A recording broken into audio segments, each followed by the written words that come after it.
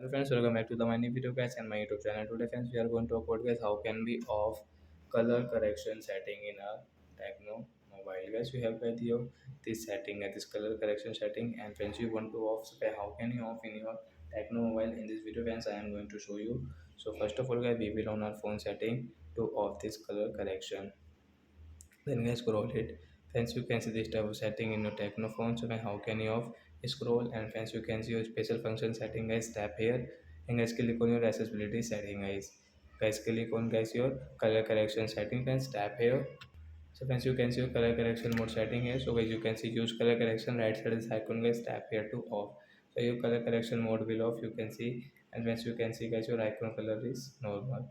So like that guys, you want to off your color correction, so friends, you can off in your Tecno mobile. So that's it guys, thanks for watching the video. We will meet on next video with new topic. Before going guys, please go and like the video, subscribe the channel. Bye bye friends.